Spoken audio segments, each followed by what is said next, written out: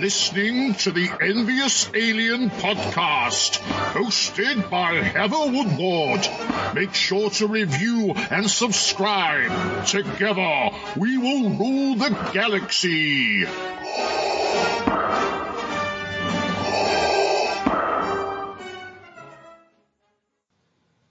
Hi, and welcome to the joint podcast of Alexander Pawlak's Makers on Film and Heather A. Woodward's NVus Alien Podcast.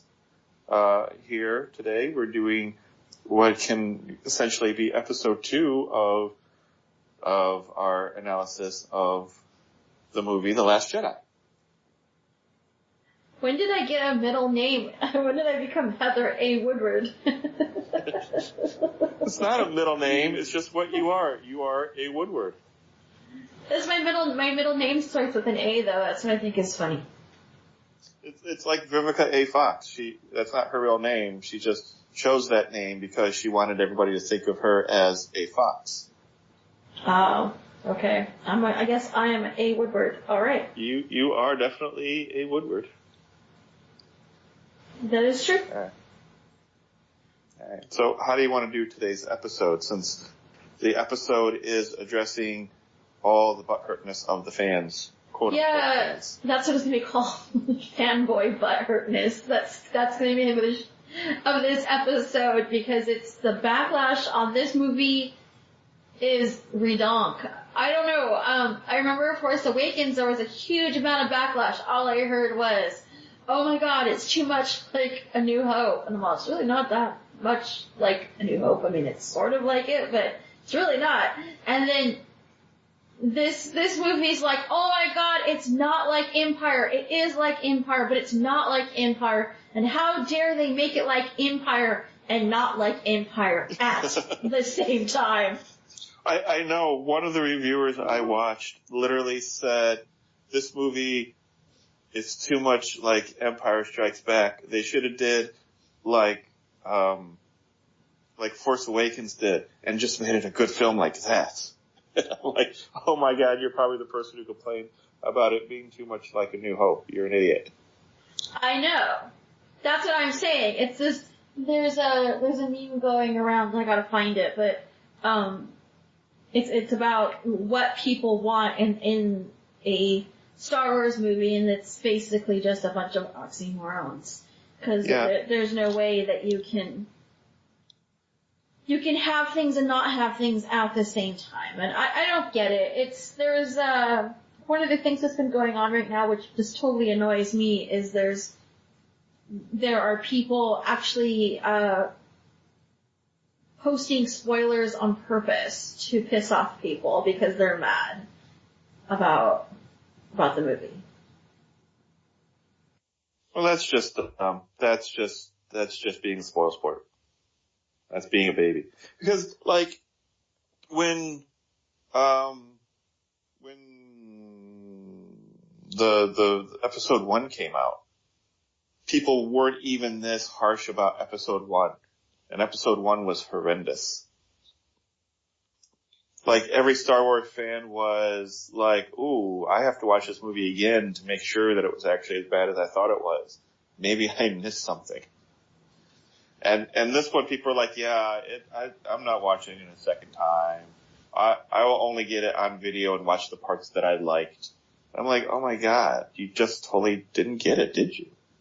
So wait, was there the internet, or were there forums, or was there Reddit in 1997? I don't remember. There was stuff. It's not like it is today, but there was stuff because there was a lot of backlash about. There was some backlash about Phantom Menace on the internet, but yeah, it's not anywhere near like it is now. And I think a lot of this has to do with Ghostbusters, because we saw actually how bad a movie could be, based on a beloved 80s franchise. And I think everybody is like, well, we have to make sure that no other movie maker does this again. we're the people and we'll make it happen and we'll protest. And I'm like, you can definitely protest and that's fine, but you have to understand the material that you're protesting before you protest it. Otherwise, you just sound like an idiot. Like one of the people that I was listening to was talking about how in this movie the Force is a MacGuffin, and because it's a MacGuffin, they make the Force do whatever they want it to do. And I'm like, that's not how a MacGuffin works. A MacGuffin is just an object used to forward the plot, like the Ark of the Covenant in Raiders of the Lost Ark, or like the Falcon in the Maltese Falcon. It's just something for the characters to obsess about to move the plot forward. It had no magical abilities and it doesn't do things. There may be legend to it and people might talk about the legend of it, but it didn't do whatever the plot needed it to do. That's a plot device, and that's completely different than a MacGuffin. So this is the level of intelligence that we're working with. People who think they know what movies are and how to make a good movie and how to read into what the movie says and does, but really don't know. Right. And I think it's funny. I mean, I really, really wanted to like the new Ghostbusters. I mean, honestly, I don't want to get into that whole thing. There's a whole episode on that. You can listen to it on Makers on Film. It's like, everybody gets really pissed off. I think that was the last episode where everybody was yelling at each other, but, That was the last episode. I haven't done anything after that one. Because people were so pissed off about it. But, I really wanted to like that movie, but this movie is not Ghostbusters. It's not. It is, I feel, and many people feel, the people that I've been talking to feel that it is one of the better Star Wars movies. It is. It is so true to Star Wars. I mean, I don't know. One of the other things that I keep hearing is that, they ruined, My childhood? no, that was dumb, but no, they ruined the Force and they ruined the Jedi because Luke was not Luke anymore and he fucked up the Jedi and now he's this person that we no longer know and they just want it not to be canon now because of that. And, the Star Wars petition came out and there was this dude that was pissed off about the petition. He made a petition because he was pissed off about Luke Skywalker, and let me try to find this thing. Let's see what it says. Episode 8 was a travesty. It completely destroyed the legacy of Luke Skywalker and the Jedi. It destroyed the very reason most of us as fans like Star Wars. This can be fixed. Just as you wiped out 30 years of stories, we ask you to wipe out one more, The Last Jedi. Remove it from canon, push back Episode 9, and remake Episode 8 properly to redeem Luke Skywalker's legacy, integrity, and character. Is what it says. So I'm all like, what the fuck? Because I watched the movie and I thought it did right by Luke Skywalker. I mean, come on. Well, I mean, there has been a huge passage of time between Return of the Jedi and The Last Jedi. And I realized writing out my 3 pages of notes, that's going to get really confusing because we can no longer just refer to the movie as Jedi, because now there's 2 movies that have Jedi in them. But if you think about the character development of Anakin Skywalker between the prequels and Darth Vader in the sequels, there is a huge paramount shift in his personality. He goes from this whiny little baby who doesn't understand why he's not being taken seriously in the Jedi Council to the Emperor's right-hand man and the scourge of the galaxy. And nobody complained about this paramount shift, and this is the exact same thing we're getting with Luke Skywalker. He defeated, and he didn't really defeat, well, he did defeat the Emperor. Actually, he didn't really defeat the Emperor either. That was Vader. He didn't really do anything at the end of Return of the Jedi.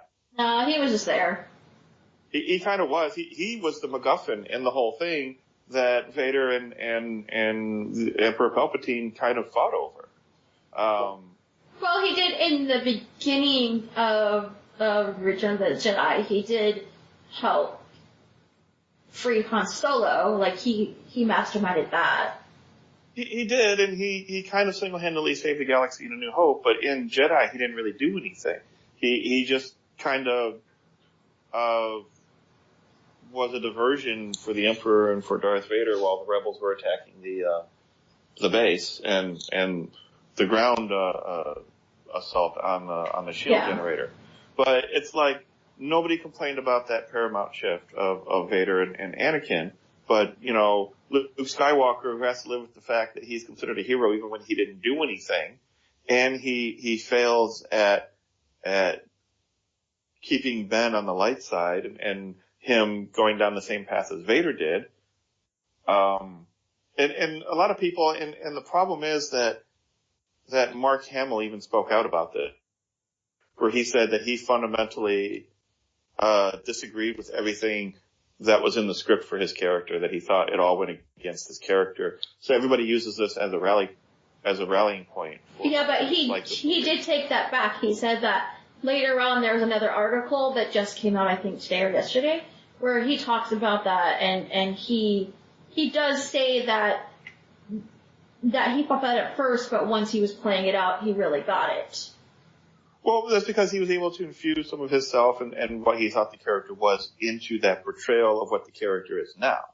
And a lot of people say, oh, Luke Skywalker's character goes against Luke Skywalker's character to try to kill Kylo Ren, to try to kill Ben Solo. And I'm like, it doesn't. It kind of does and it kind of doesn't. I mean,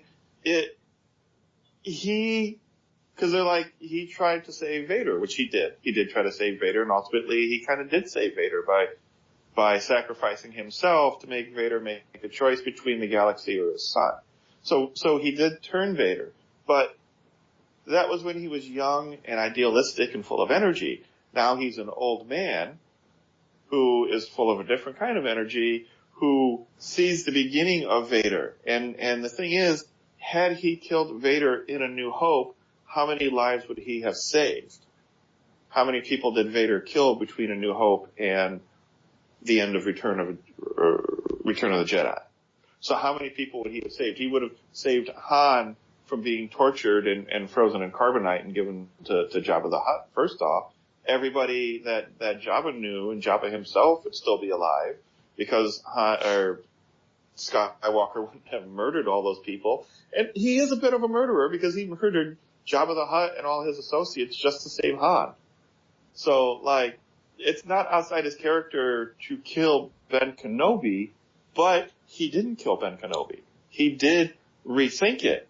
And he could have the next day started the redemption tour for Ben Kenobi, but Ben woke up, saw him standing over him with a lightsaber, and kind of went apeshit. So it's like, the whole point of that scene and that whole thing was that, you know, actions have consequences. Everything that Ben does has a consequence. It takes him further and further down the dark side. But the way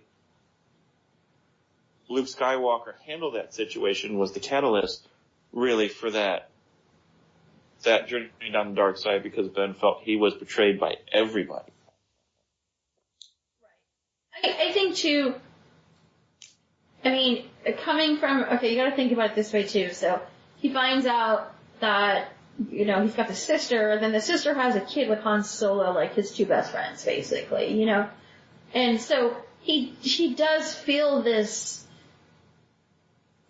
obligation to this kid, right? But he sees his dad in this kid. I mean, he sees his lineage in this kid, and he does what he thinks is right, and that, I think that is kind of the moral of Star Wars. I mean, I know last time you said it was about technology, but on a deeper level, on a more human level, I think it's more about the choices that we make. You know, the road to hell is paved with good intentions, and he's really trying to be open and trying to be good and do something different. And he doesn't want to keep repeating these patterns, but then by thinking about killing Ben, he actually is repeating the pattern by thinking that he's not repeating the pattern, which is like, you know, that I don't know what they call that. I guess that's not really a coincidence. It's kind of like fate, almost. Right. You know what I'm trying to say? So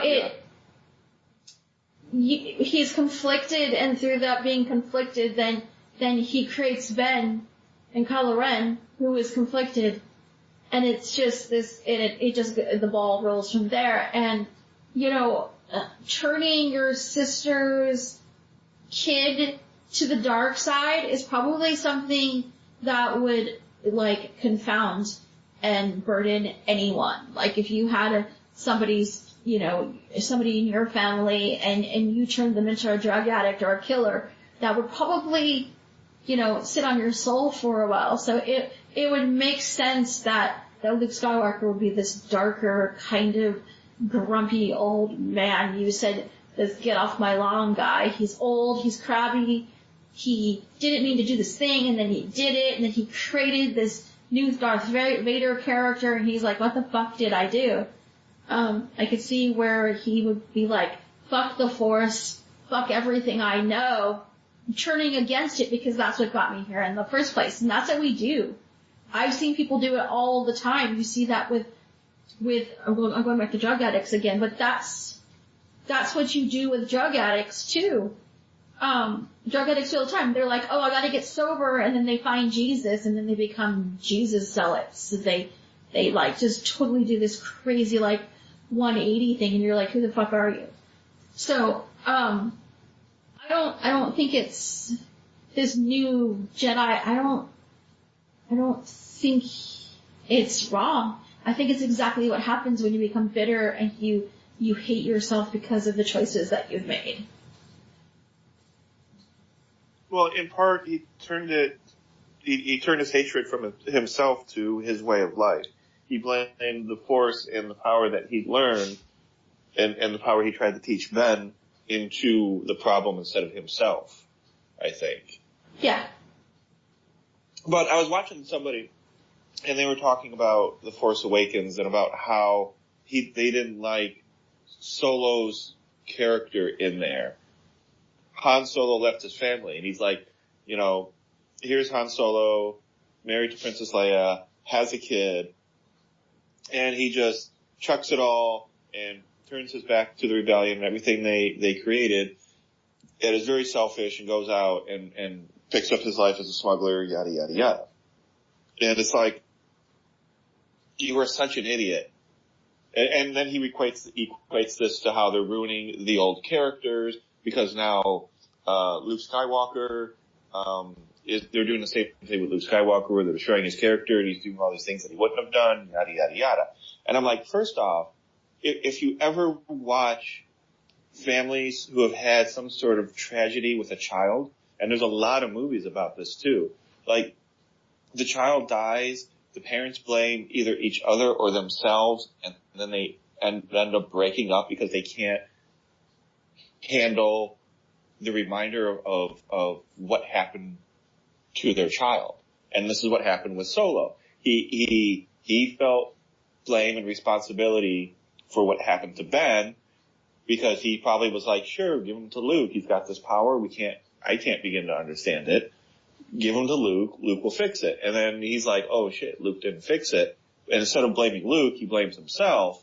And then he can't be with his wife because that's a constant reminder of how he completely fucked everything up. And then he goes back out on his own. And I'm like, how do you not get that character and his motivation and everything? Why do you think he's a scumbag? Because he had such turmoil about what he blames himself for that may or may not even be his fault. You know, how do you not have any sympathy for that? And it's like you totally missed the point of that one character in this movie that you claim you love, and now you're trying to tell me everything wrong in this other movie. You've completely invalidated your ability as like an expert or a person who knows this material. And it's the entire material for this movie is summed up in 2 lines. Kylo Ren, who said, "Let the past die, kill it if you have to." And Yoda said, "The greatest teacher failure is." And this is the 2 main themes of this movie. And it's almost talking to the fans, this first part, about let the past die. This is what those characters were. These characters are different now.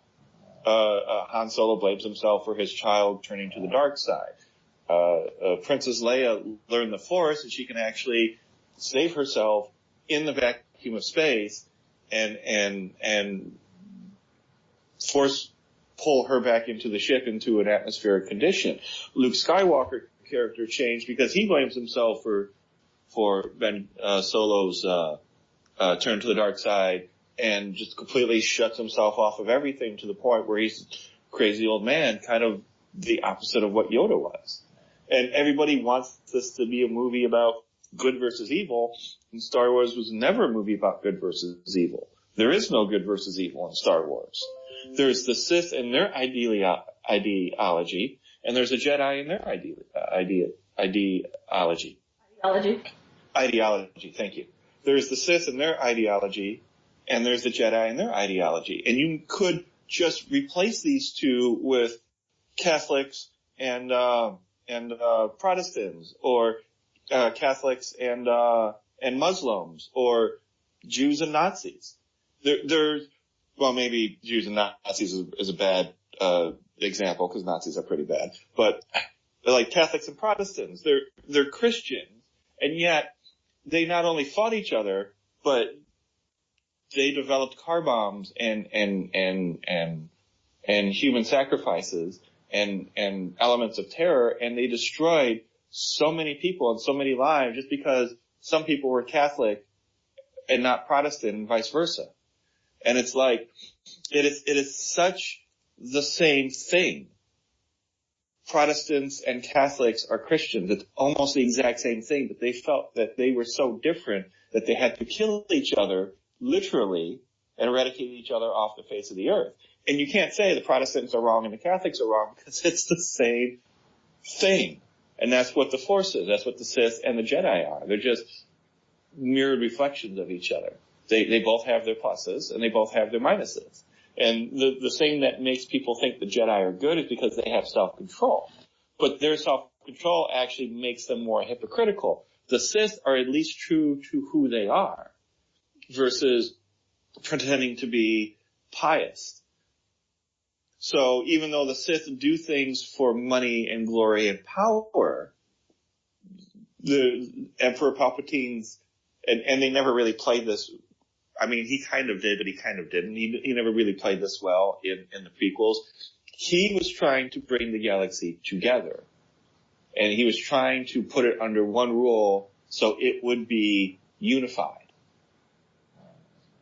And that is not necessarily a bad thing. It's just the way he went about it probably wasn't the best way.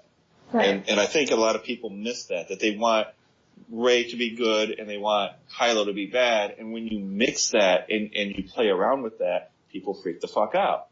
You know, a caravan of soldiers gets blown up, and that's fine because it's all part of the plan. But you put one bomb in a school, everybody loses their shit. Right.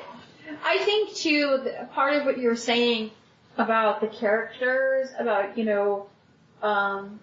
turning Han Solo, air quotes, bad, or bunny ears bad, that sort of makes me laugh, or it does make me laugh, because what made Star Wars great in the first place is that these characters are severely flawed. I mean, Han Solo is a dick coming out of the gate. There is nothing good about him. If you go back and watch A Last Hope, he's narcissistic, he's arrogant, he's there for the money, he could give a shit about anything that's going on. He's just there for fun and games, basically. He's all, this is my job, and he doesn't really change much throughout any of these movies. So when he leaves, that's totally Han Solo. That's what Han Solo does. He left in the first movie, he left in we find out he leaves in Force Awakens, and I'm like, duh, that's who he is. Like, why wouldn't he leave? I mean, to me, that is Han Solo. As far as Luke Skywalker was dumb, naive, and arrogant, and pious, and capricious from the start. He's just the opposite of Han Solo. He's the two sides of the same coin, essentially. I don't know. To deify these characters is ridiculous. They never were good. Well, I think that's part of the whole point of this movie, is that we think of Luke Skywalker one way, and he even says in this movie, I'm not that hero. I'm not that guy that everybody thought I was. I'm not that guy that I thought I was. I fucked up, and now I have to take myself out of the game. And I think to some degree, you're mostly right about Han Solo. I mean, he did come back at the very end of A New Hope to save Luke, shooting Darth Vader out of the way so Luke can blow up the Death Star. But he did kind of have this whole one foot out the door thing, and it was mostly because he wanted to pay off Jabba so he could, go do something else. He may have gone and do something else. He may have come back. There was always this thing, though, that felt like that if he left, he would never be able to find them again. So he kind of never actually left, but he never actually fully committed to the cause either. And it wasn't until they came to save him that he all like, okay, fine, then I'm in this. And that was at the end of Jedi, and that's when he gave Lando his ship and went to go do the ground assault. The ground assault is all him doing it for God and country. Everything before that was all for himself. It even got summed up in the line when Luke Skywalker said that Princess Leia could pay him. And he's like, how much? More than you can imagine. I don't know, I can imagine quite a bit. That's the thing, though. I mean, I think the only person in Star Wars who is pretty straightforward and has an agenda is Princess Leia. She never really wavers from the rebellion. I mean, that's pretty much her MO, and she doesn't change from that. And she kind of thinks of Luke and Han Solo as, dare I say, not expendable, but definitely in her way, almost. Like, let's just get this over with. Let's get to this. Like, why are you making me go slower? Let's just get this going. You know what I mean? Well, she's very laser focused. They're her champions. Luke Skywalker and Han Solo are definitely her champions. So, like, in the movie Troy, when at the very beginning, when the two leaders were like, okay, let's just have our champions fight. If my champion wins, you follow me. If your champion wins, I follow you. And then here comes Brad Pitt and this, like, 7-foot tall monstrosity. And the fight's over in, like, 2 seconds because Brad Pitt just stabs him in the neck. That's what Luke and Han Solo are. They're her champions. And she'll send them out first to do the job and hope to God that they win. If they don't, then you have to figure out what your backup plan is. Right, but I always get this idea that she's sort of annoyed by them too. Like, the male fostering, especially. Yeah. Well, I mean, yeah, that's why she kisses Luke in the couple of movies that she does. I think it was Empire specifically. I mean, this movie is not without its flaws. I'm not going to say that this movie was perfect, and I don't think it's better than the previous movie. But, and I kind of agree to some degree with people complaining about the subplot between trying to find the codebreaker and finding DJ and having that whole thing. It felt kind of useless and tacked on because they wanted to extend the runtime. Because we don't fully flesh out DJ's character. We don't.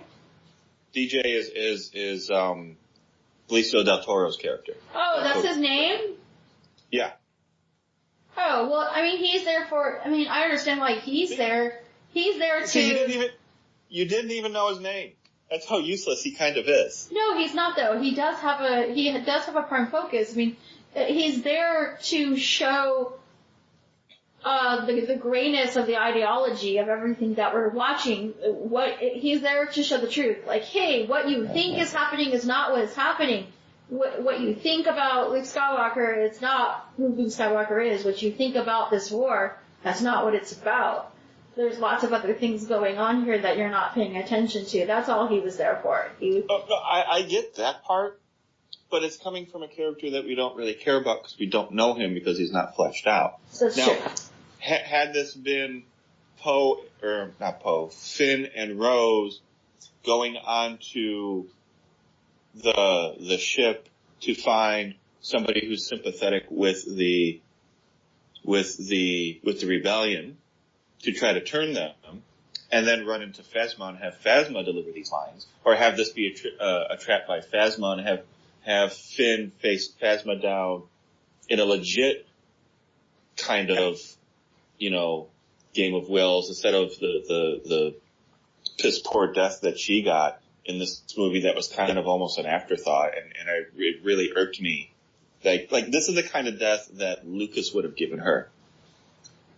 It was almost completely useless and anticlimactical, and I would have loved to have seen Finn and her have their time and hash it out for the build-up that they had in the first movie. And it seems like there's all these things that they build up in the first movie that they just kind of let deflate in this movie. I think that was intentional, though, because... Go ahead. No, I think you're right. I think it was intentional, because there's all this... because there's that whole theme of you have to let the past go. Also, what you think is going to happen is not going to happen. It's like, oh, so you guys complained that Force Awakens was too much like A New Hope. So we're going into Empire Strikes Back territory here, and now you think that it's going to go just like it went in Empire Strikes Back, and you think you know what's going to happen in this movie. So guess what? Fuck you. We're going to do it our way, and we're going to make it the way that we want it, not the way you think you want it, because you're going to complain about that. So we're going to give it to you in a different way, and you'll probably complain about that too, but we're going to put everything on its edge right now. We're going to confuse the fuck out of you. That's kind of what happened. No, I get that. And the thing that the fans complain about most are the ways that it's like Empire Strikes Back. How is it like Empire Strikes Back? It's not. It is in its core setup. In Empire, you have this huge battle at the beginning. You have this huge battle at the end. And in the middle is this chase scene where Han Solo and Princess Leia are just trying to escape the Empire so they can fix the ship so they can meet up back with the Rebel forces. And then there's this whole training montage that Luke goes through with Yoda. So we have this huge battle in the beginning. We have this huge battle at the end. We have this huge drawn-out chase scene in the middle. And then we have this training montage with Luke and Rey.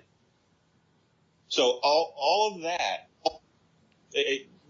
everybody loves the battle at the beginning and everybody loves the battle at the end. Nobody likes that middle part where all the actual character development happens, which again makes every single one of your arguments invalid because all you care about are the loud noises and the flashing lights. Right. But aside from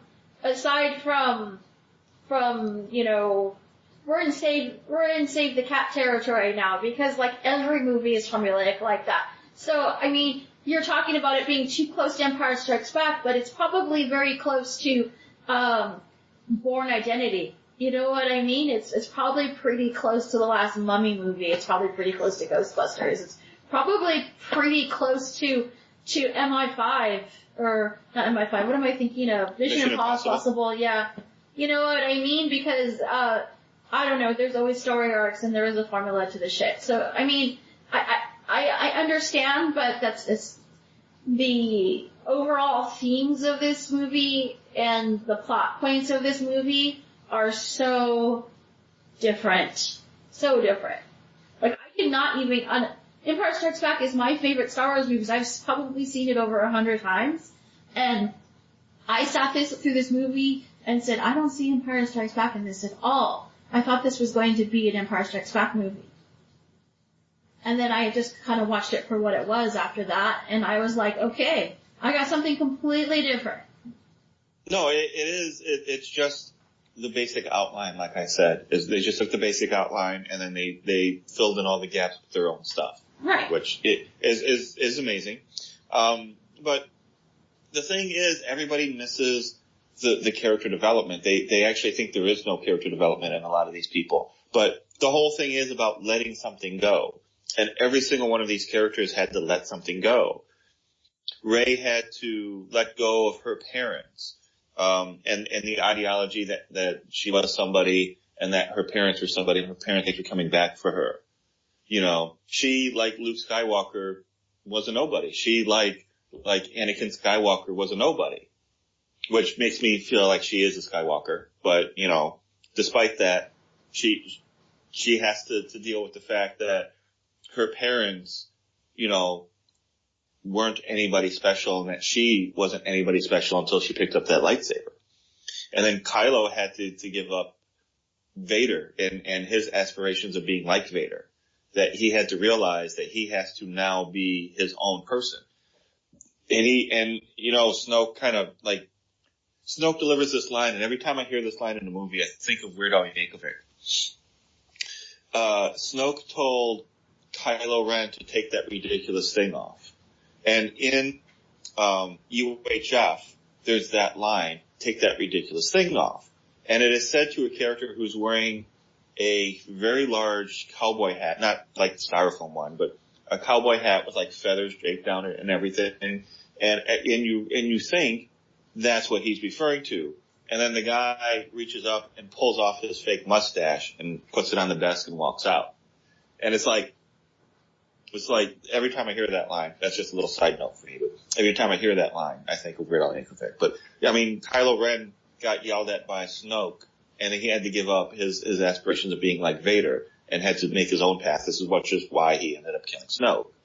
Poe Dameron had to give up his need to fight and his need to know everything. He had to give up his control. Because a lot of contention in this is why didn't, you know, Laura Dern just tell Poe Dameron what the plan was.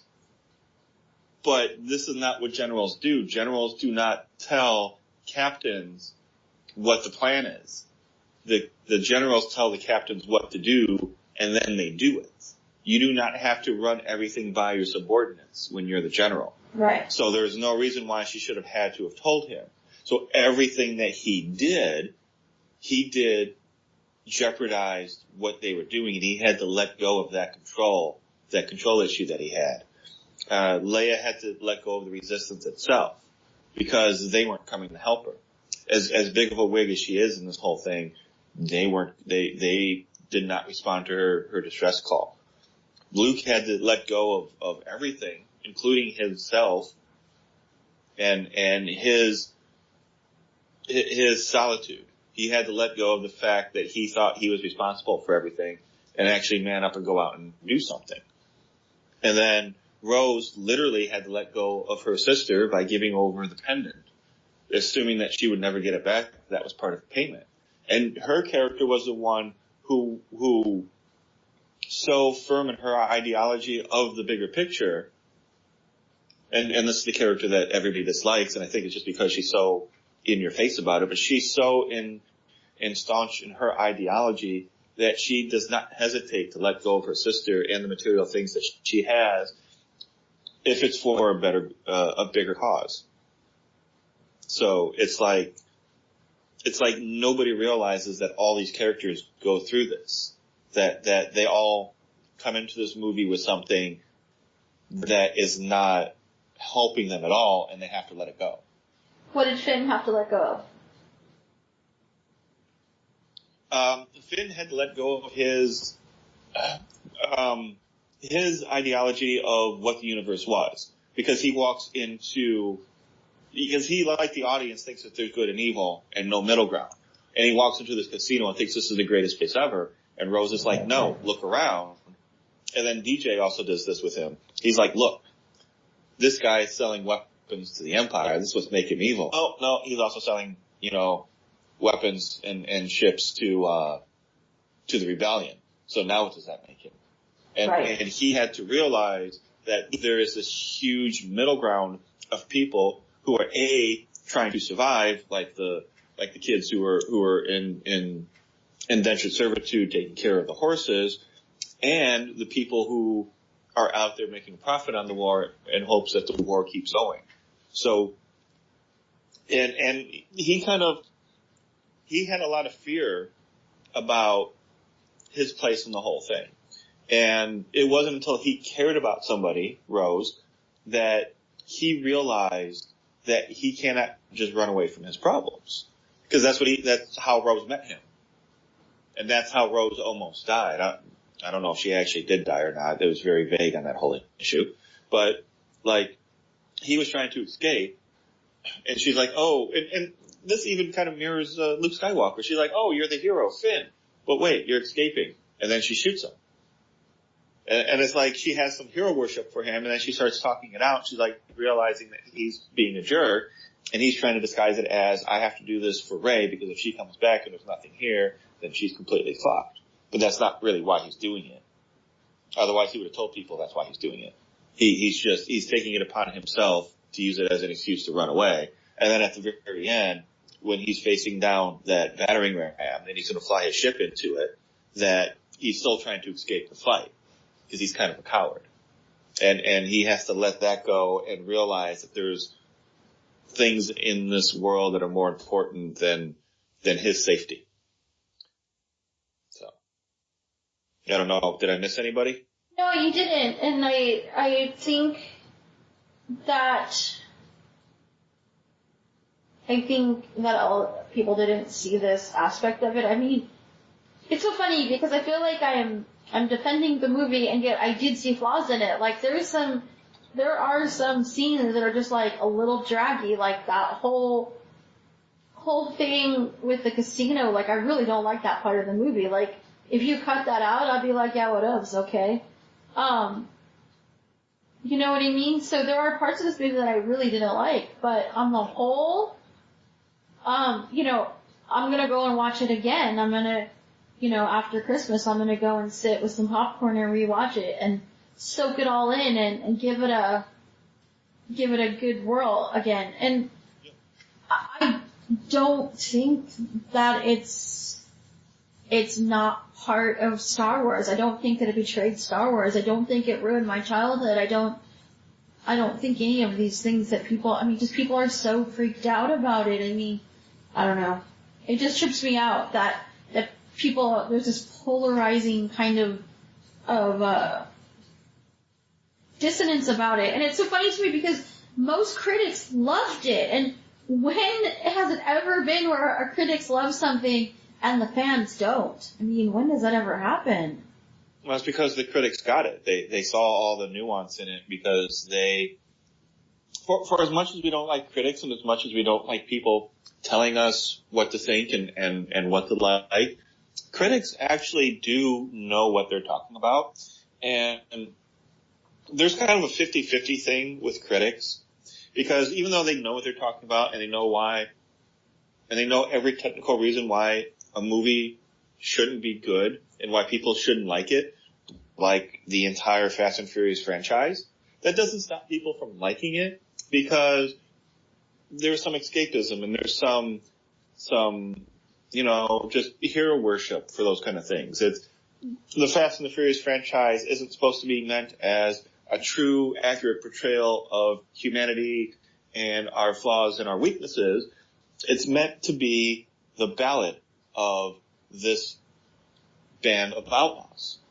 And because it's a ballad, because it's the legend of these people, it's blown out of proportion. So we get a story where they can jump a car from one building to another building and survive. Whereas in reality, that car would just plummet to the ground and crash and burn and kill everybody. Right. So it's like, and in reality, that wouldn't have happened at all. They would have just pushed the car out the window and then ran into the elevator and taken it down to the first floor, and everybody would have been looking at the car crashing and burning. So it's like every time you tell the story, it builds and builds. But with Empire Strikes Back, when it first came out, it kind of got mixed reviews. It kind of had the same thing going on. It actually took several years for people to actually appreciate it for what it was. I think people were afraid of its dark tone. People didn't like the fact that it was a cliffhanger because this was something that wasn't done in movies. This was, from my understanding, the first time this was actually done in a mainstream movie to be so brazen as to make your film a two-parter. I mean, who fucking did that? Nobody did that. Even The Godfather, which won an Academy Award, didn't make their thing, end one of their movies with a cliffhanger. Because nobody expects that third movie or that second movie or whatever movie it is to be good.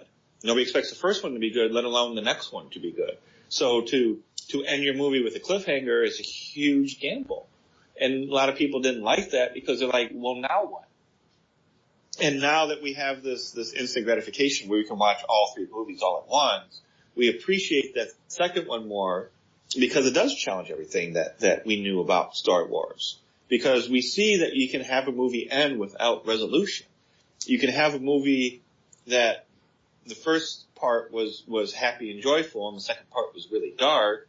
And I think that's kind of the reason why people didn't like Jedi as much, especially with the Ewoks, because to go from a light movie to a dark movie back to a light movie, I think was a little jarring for people. And I think had they gone into a third movie that was as dark as Empire, maybe a little bit darker, I think people really would have really loved it and thought that was the greatest thing ever. Do you think that part of the reason why this movie is so polarizing is because it takes off the hero worship of Star Wars? Like, it really pulls that mask back, and you really get to see the flaws of all these characters. I think, to some degree, that's it. And then they did these really weird choices, like Luke Skywalker milking that creature and then drinking it. That was just, they could have cut that out, and I would have been happy. Yeah, I mean, the whole Luke thing was an extreme because he's trying to get rid of Rey, so he's just trying to gross her out. Yeah, but they could have done something else. I mean, because because there's a line in Fight Club where Tyler Durden, or where Brad Pitt looks at Ed Norton and says, "You need to forget about what you think you know about us." And it's like that really kind of sums up what they were trying to do with Last Jedi. It's like, you really need to forget what you know about these characters and see who they really are, because, there's a little bit of complaining about, Princess Leia having force abilities and pulling herself back into the ship. Somebody equated that to this whole really Superman thing, and I'm like, it's not a Superman thing. She has the Force thing. Why is it weird that she has the Force? I mean, why is it so outside the realm of conceivability that she would have looked at Luke one day, before she gave birth and was all like, how do you do that? Show me what you do, Yeah, I mean, that's how I felt about it. I was like, quiet clapping going, finally, hallelujah, we finally see her do something Force related. Like, I was very excited about that. People were complaining that it looked too much like Mary Poppins because of her stance, but I was like, no, this is her like wielding that power. I mean, the whole movie she was powerful. I mean, you really see her be a leader in this movie, and I thought that was awesome. She's like, I use the Force and I kick ass and I'm truly who I am. There is no pulling back the veneer on this one. I'm actually more powerful than you think. I thought that was really cool. There's never her saying, I will handle this. I mean, we see her a little bit when Solo died, that, she felt that in the Force. You can see that on her face. She knew that happened. But it's like, and we see it happen a little bit in the prequels too, when Luke loses his hand and he calls out for his sister. There's that connection. And then at the end, when in Return of the Jedi, when the Death Star blows up and Han Solo is like trying to comfort Leia, and he's like, I'm sure Luke wasn't on there, and she's like, yeah, I know, I feel it. Yeah, I think that was That was very, very cool. I mean, a lot of the things that people are complaining about, I don't get. The things that I have issue with are not the things that most people have issue with. But at this point, like what the fuck do fanboys want? They don't want something different, but they want something different. They don't want in Force Awakens, they didn't want The Last Hope, but they wanted this movie to be akin to Empire Strikes Back, but not like Empire Strikes Back. But give me a little bit of Empire Strikes Back. But make it so that I don't know it's Empire Strikes Back, but I will know it, because hint, hint, wink, wink, kind of thing, but then I'll complain about it later. And don't give any of these characters story arcs, and don't you dare change them, even though, it's been 50 years now, or, these characters are like in their late 60s or late 70s, but don't change them. Make them exactly how they were. But also do change them because we want to see them do something different. But don't do something different where we don't understand it. And definitely don't go against any of our fan theories that we've been coming up with for 2 years. You better follow it, you better read Reddit, and you better do all these things, and we have this list. But if you do the list entirely, then we're going to be upset about that because you didn't use any creativeness. It's like, you can't fucking win. Well, you see, that's the thing, is like, in episode 2, the Attack of the Clones, everybody loves that arena scene. And I think that's basically just because there's a shit ton of Jedis running around with glow sticks. I can't stand that part. That's where I usually fall asleep. And nobody likes Yoda flipping around during the fight scene with Count Dooku. Darth Sidious. No, Darth Tyrannus. Wait. Yeah, Tyrannus. They think that that's absolutely ridiculous. Which it kind of is, and I'm glad they don't do that. I'm glad Luke Skywalker wasn't flipping around all Yoda-like, using the Force that way and attacking Kylo Ren. And I think, that was another thing that people didn't like. Like, when, after they fired on Luke Skywalker for 5 minutes, and, the dust clears and there's just Luke standing there and he kind of wipes off his shoulder a little bit, everybody hated that. They thought that was so arrogant and so unlike Luke Skywalker. And I'm like, haven't you watched this movie for the last 2 hours? This is exactly who he is. This is exactly what he was doing to Rey this entire time, just trying to get under her skin, like you said. And it's like, now he's just taking that energy, that attitude, and putting it towards Kylo.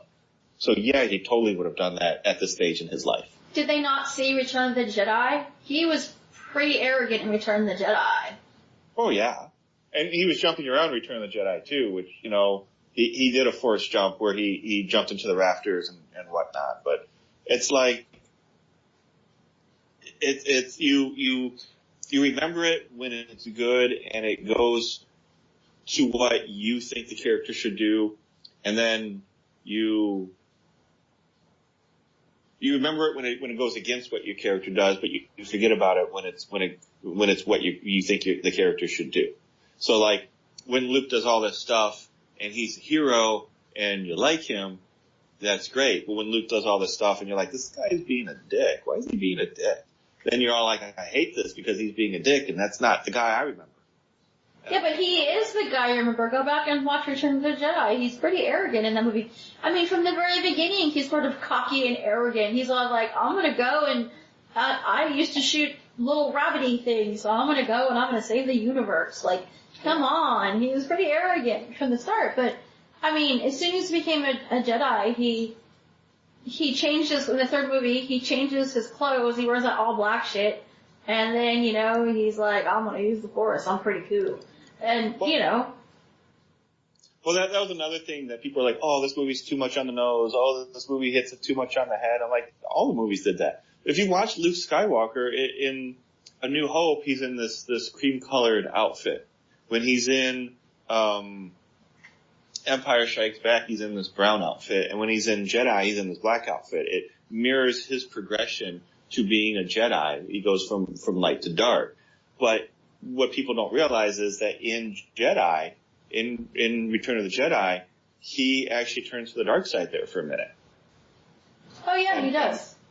He does, and nobody realizes this, and nobody wants to admit this, but Vader's talking about how if Luke Skywalker can't be turned, we'll just destroy you, and we'll use your sister. Oh wow, Obi-Wan was smart to hide your sister from me, but now the cat's out of the bag, so we're gonna go get her, and she's gonna be my apprentice.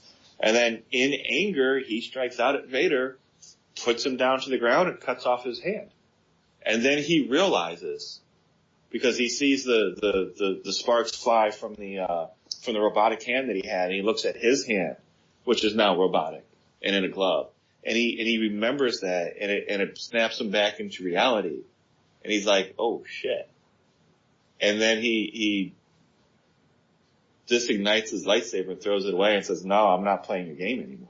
So right. for a minute there, he turned to the dark side, and nobody realizes that. So he better than anybody knows that past. He can see that in other people, and that's probably why his first instinct was to just go and kill Kylo. It makes perfect sense, and there was anything too at the end where he just brushes his shoulder off, like whatever. I mean, he's becoming the hero that everybody wants him to be. I mean, he's really playing that role, so why wouldn't he be arrogant about it? I mean, that's exactly what they wanted. Oh, so there's that. The one thing that people hate about that movie is that there was that fake out. And I always talk about how I hate dream sequences in movies that are in TV shows. It just completely negates everything that happened in that episode. Sans one thing, and that was a Doctor Who episode where it all happened inside a computer, but he was able to email himself the outcome of that whole thing. So it actually had bearing in real space and time. But in this movie, it kind of works because the whole goal was not for him to actually go there and face down Kylo, because that's not really what his arc was, what his big nemesis was. His big nemesis was the fact that he completely cut himself off from the Force. And not only does he reconnect with the Force, but he does it in such a spectacular way, in a way that nobody has really seen before, even though we actually kind of have in some of the peripherals and the cartoons and whatnot. But because actually Yoda did that a lot, and Yoda probably taught him how to do that, or put him on the path to that. That Yoda used to astral project himself all the time, and he does that in, like I said, a couple of the cartoons. His whole thing was not that he had to face down Kylo, is that he had to reconnect with the Force. So when he shows up at the base and stalls for time for everybody to escape, everybody was like, oh, he should have been there for real and had a real sacrifice and really killed himself and gave himself up for the better cause for everybody to escape, instead of just being a weird diversion, and I don't understand why he died. And that really, like, I totally got that. Like, he expended all his energy to be there to let the rebels escape, that he hasn't used the Force in so long that it took everything that he had. He could never have gotten there in time. So he astral projected. And the couple of things that happened there, and I wish they didn't happen, was that he looked different. Because I was watching a video about somebody who had some complaints about the movie, and one of the things they said was the exact same thing that I said. Did he stop off and get a haircut before he went to the rebel base? And it's like they should have left him look the same. They should have left him with his green lightsaber from Return of the Jedi instead of having the all-powerful Graflex that, he ended up having in that scene. And I think that would have been much better. But then again, I think they did it that way. So when you see him really still at the island, you understood that he was a different person there. That he had to look different so the audience would understand that he was different. Which I think is a little pandering to the audience. But then again, they didn't understand the rest of the film, so I guess they wouldn't have gotten that either. No, they wouldn't have. They have to make it really, really obvious. And yeah. So it's like the one thing that the filmmakers knew the audience wasn't going to get, so they kind of threw him a bone there. But it felt like why did you do it at that point instead of just, doing it in a more realistic way? And that just, it bothered me so much watching that one scene, because I was like, that lightsaber was just destroyed? What happened to all his gray hair? Why does he look 10 years younger? I think the other part of this is that we forget that he's fucking old. Like, he hasn't used the Force in, 10 years or so. I think it's about 10 years, and he hasn't used the Force, and he's old. And he's like, I'm just gonna go gangbusters right into it. Of course, he's going to not feel good after that, and he's going to become part of the Force. That's how, that doesn't make him a bad person. It doesn't make anything. I mean, he becomes part of the bigger Force. He's gonna come back in Yoda style. Yeah, probably. He'll probably be there looking. It'll be nice if he actually ends up looking over Ben's shoulder and being Ben's conscience and being all like, don't do that, don't do that, don't do that. If he's the reason why Ben Kenobi actually comes back to the light instead of Rey and anything that Rey does. I kind of hope that happens instead of, Rey and Kylo going at it and one of them living and one of them dying. I don't think it's going to happen that way. I have high hopes, and I am also very inquisitive or curious about what's going to happen, because it feels very different to me, and I sort of like that. I didn't want it to be exactly how it was in the prequels and in the first series, where we have, Palpatine and Darth Vader, and then this one we had Snoke, and then we had Kylo Ren. I sort of like that Kylo Ren's like, fuck this, I'm not doing it that way. I got too much power, I don't need you, done. Do you think that this movie is going to go down as a great one, 10 years from now or 15 years from now? Is it going to be one of those yeah, I got panned, it had this polarizing, reviews and ideology when it came out, but now it's considered one of the best Star Wars movies ever? Do you think that's going to happen? Yeah, I think what's going to happen is that once they see what happens in episode 3 or episode 9, that everybody's going to look back on this and be all like, oh, that's what they were doing. That's what I think too.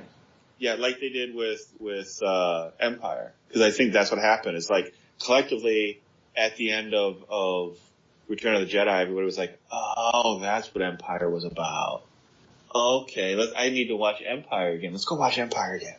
And I think that's what's going to happen here. I think everybody's going to be like, oh, that's what Last Jedi was about. Let's go watch Last Jedi again. I think that's going to happen too. I think this is one of those I don't get it, so therefore it's bad situations, where when they do get it, it's going to be freaking genius. It's going to be the best. Right. Well, see, in my podcast a long time ago, I asked the question, can you make a bad movie better by making a worse sequel? And I think Star Wars is the opposite of that. I think they make bad movies better by making a better sequel, and you finally get let in on what the joke is. You finally get let on what the secret is. Yeah, I think everybody's dissing this because they don't realize what the next step is, what the end game is. This is a case of Alien.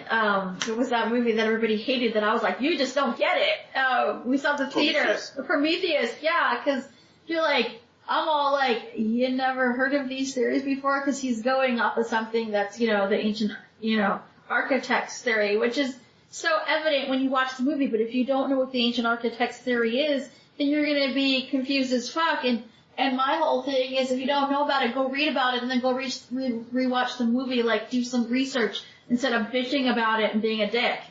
I think this is a case of that, where people just don't understand it. And when you don't understand something, then you automatically hate it. If you see one of your characters go down in flames and not the way that you think they should be, then you're gonna hate it. And that is something that drives me crazy, because you're seeing this totally different side of Luke Skywalker, and shouldn't you want to see the other sides of your heroes? Shouldn't you want to see their dark side? Shouldn't you want to know them as fleshed out characters But maybe not. Maybe it's the suspension of disbelief. Maybe you just really want to see them as just heroes. I don't know.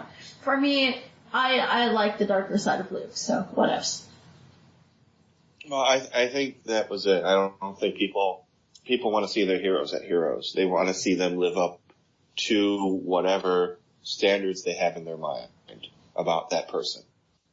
So overall, we think this is a good movie, and overall we think that basically fanboys are butthurt and they need to get over themselves, and fangirls as well. Let's just not make it fanboys, but for the most part, the trolls and the shitty people so far are fanboys, so I'm just gonna leave it at that. And, Fan people, I guess.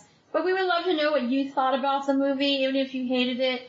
At least tell us why you hated it. Don't just be like, I hated it. Cause that's always dumb. Like, we don't give a fuck if you hated it. We want to know why you hated it. Like, give us concrete reasons. Or if you have a podcast about it, share the podcast with us. Let us know what you're thinking. If you like this podcast, then make sure to go to iTunes and subscribe to the podcast. Or my podcast is NVus Alien Podcast. Alex's is Makers on Film Podcast. We're going to be putting it in on both of our pages. You don't have to limit them to liking the podcast. They can, they can go and check it out even if they don't like it, because, sometimes you like to listen to people that you don't like just to see the next thing that they'll say. Kind of like Howard Stern. That's true. Sometimes I watch his name's Alex Jones, I think, from InfoWars. Sometimes I watch that for the sheer fun of it because I'm like, what the fuck? But yeah, even if you don't like it, it's fine. But, write us a review, like us, subscribe to us, share the podcast link if you see it somewhere like on Facebook or on Twitter where I share it. Okay. Do not form attachments. That's the Jedi way.